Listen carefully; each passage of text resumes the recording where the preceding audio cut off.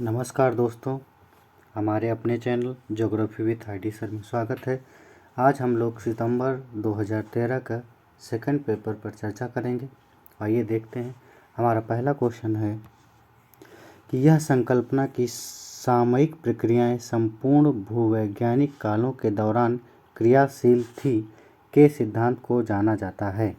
The premise that present day process have been operating throughout geological time is principle of। तो यानी सामरिक प्रक्रियाएं संपूर्ण भूवैज्ञानिक कालों के दौरान क्रियाशील थी। यह जो सिद्धांत है वो एकरूपतावाद से संबंधित है। और एकरूपतावाद का प्रतिपादन जो किया था अवधारणा का, वो जेम्स हटन ने किया था। जेम्स हटन ने किया था और इन्होंने ही कहा था वर्तमान भूत की कुंजी है। वहीं महाद्वीपीय प्रवाह सिद्धांत की बात की जाए तो महाद्वीपीय प्रवाह सिद्धांत ये वैगनर महोदय ने दिया था इसको। और प्लेट विवर्तन की सिद्धांत का प्रतिपादन हैरी हैस ने किया था। ठीक, जो हमारा अगला क्वेश्चन है, पैन प्लेन की अवधारणा संबंध निम्न में से किस विद्वान से है। यानी the concept of peneplain is associated W.M. Davis, W. Penck, A Strahler, A Huntington. UGC के द्वारा इस क्वेश्चन में किसी को मार्क्स नहीं दिया गया है, सभी को मार्क्स दिया गया है और इसका कोई ऑप्शन सही नहीं है, क्योंकि जो पैन प्लेन है इसकी अवधारणा दिया था क्रिकमे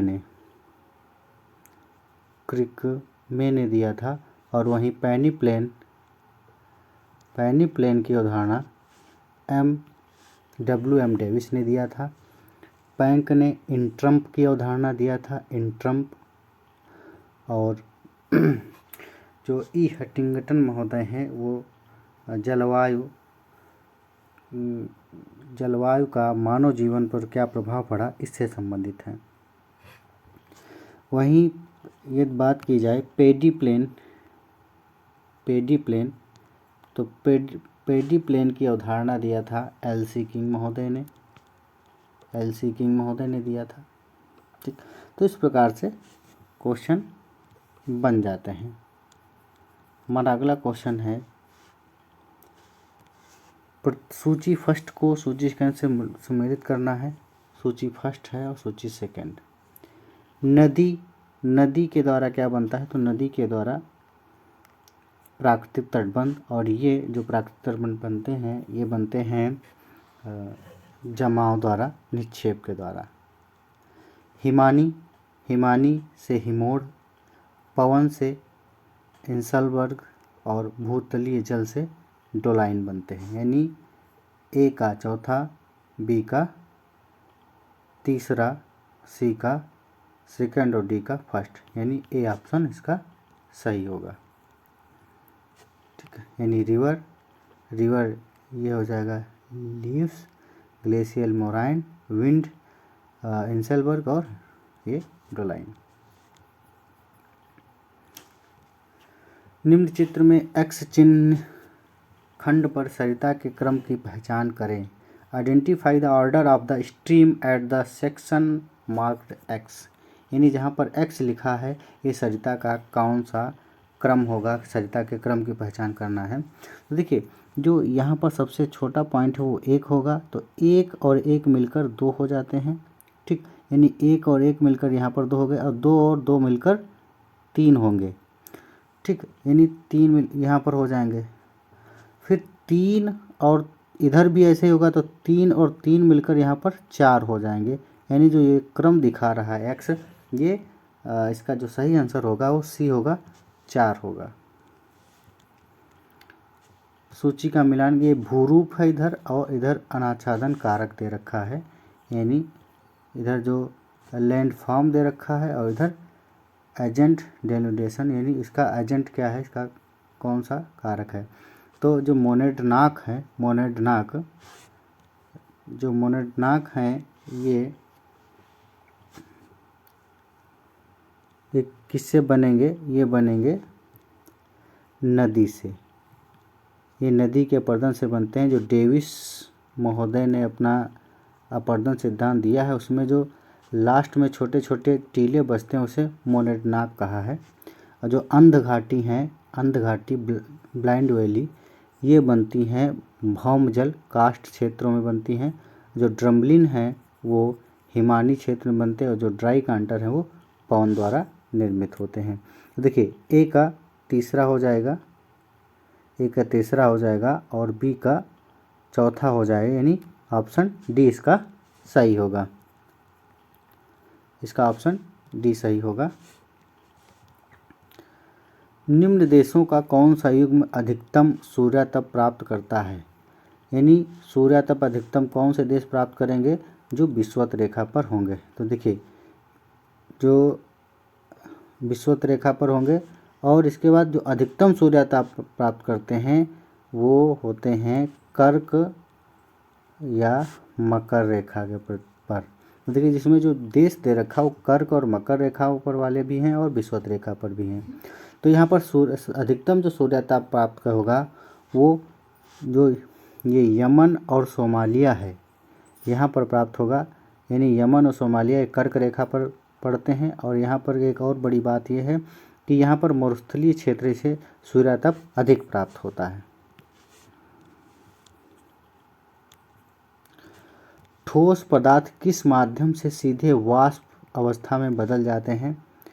तो जो solid material passes directly into vapour state by means of, तो जो सीधे वाष्प में बदल जाते हैं वो कहलाते, वो ऊर्ध्वपातन क्रिया के द्वारा ऐसी घटना घटित होती है।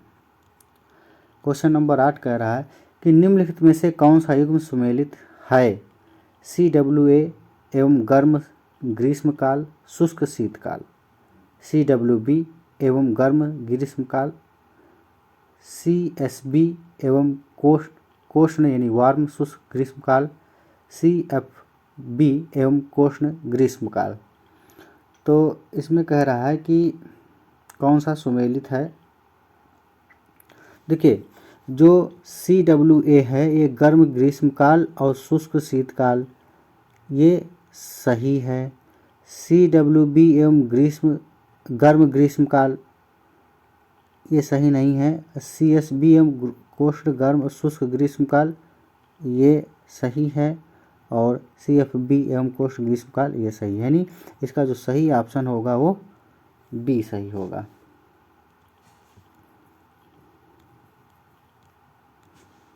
सूची फर्स्ट को सूची सेकंड से सम्मिलित करना है। तो ये स्थानीय पवन और इधर देश। तो लू कहाँ चलती है? ये भारत और पाकिस्तान में चलेगी। तो लू हो जाएगा भारत और पाकिस्तान पाकिस्तान। और हरमट्टन कहाँ चलती है? पश्चिमी अफ्रीका में चलती है। बोरा ये चलती है पूर्व यूगोस्लाविया। और जो सामुन है वो ईरान में चलती है। यानी जो सामुन है वो ईरान में चलती है। तो इसका जो सही आंसर हो जाएगा कौन सा हो जाएगा? बी हो जाएगा।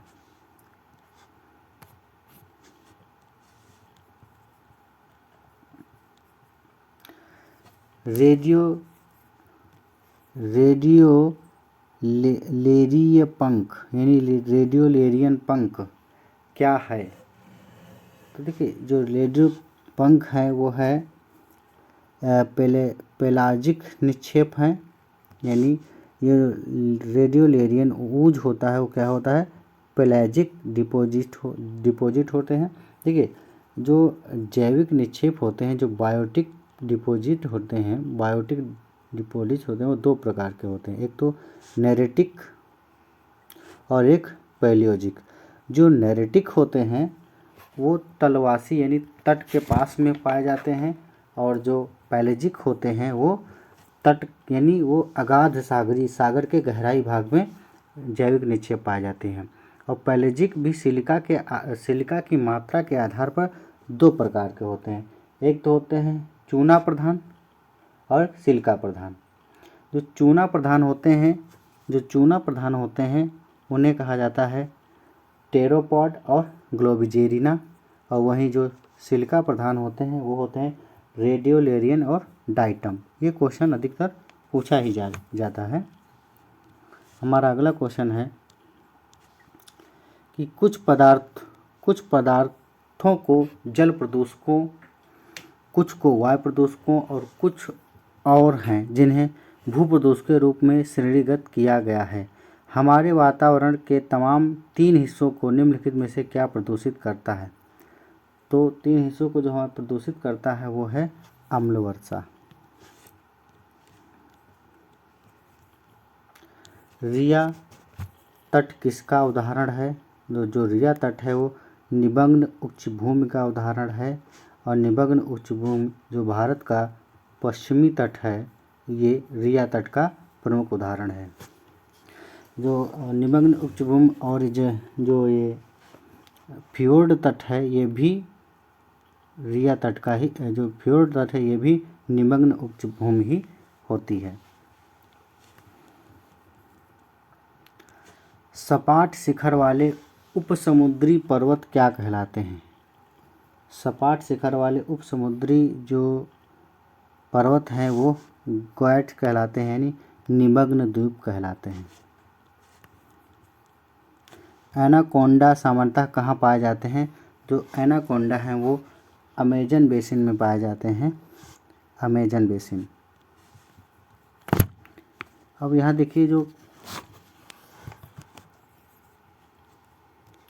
इरावदी बेसिन म्यांमार में है, कांगो बेसिन अफ्रीका में है, ऑरिनोको बेसिन उत्तरी अमेरिका में है। यहाँ भी सूची फर्स्ट सूची सेकंड को मिलाना है। यहाँ प्राकृतिक वनस्पतियाँ दे रखा है और उधर भारतीय राज्य दे रखा है। जो शंकु वृक्ष होंगे वो कहाँ होंगे?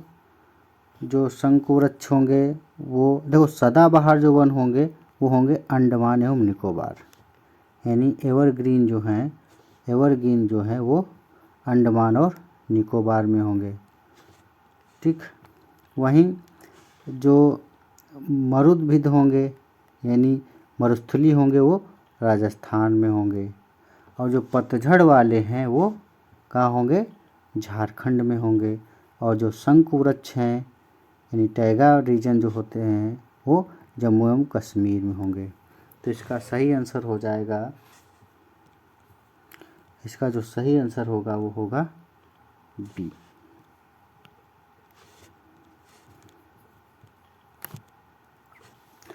पर्यावरणीय नियतिवाद की अवधारणा का समर्थन निम्नलिखित में से किसने नहीं किया? तो पर्यावरण का समर्थन किसने नहीं किया? रेटजल, डेविस, हंटिंगटन, इनमें से कोई नहीं। देखो रेटजल, डेविस और हंटिंगटन तीनों ने ही पर्यावरणीय नियतिवाद की अवधारणा का समर्थन किया है। तो इसका जो सही आंसर होगा वो होगा इनमें से कोई नहीं। निम्नलिखित को सुमेलित करें, नीचे दिए कोडों का सही अंक। संभाव्यवाद यानी जो संभाव्यवाद है, प्रोबेबिलिज्म, ये किसने दिया है? तो इसको दिया है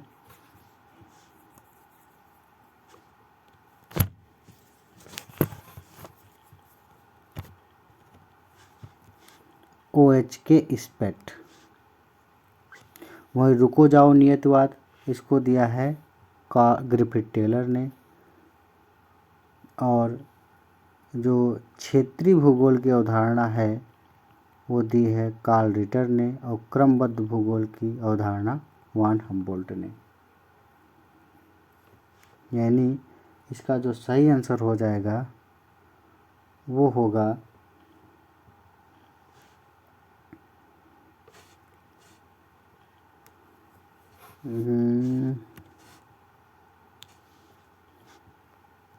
ए होगा। इन देखिए सी का फर्स्ट और डी का सेकंड।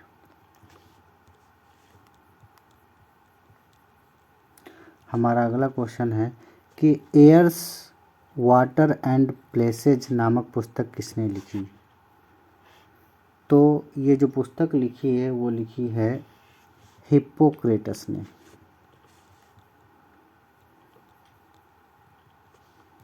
मानवतावादी भूगोल का लक्ष्य वर्टेन प्राप्त करना है, यानी कि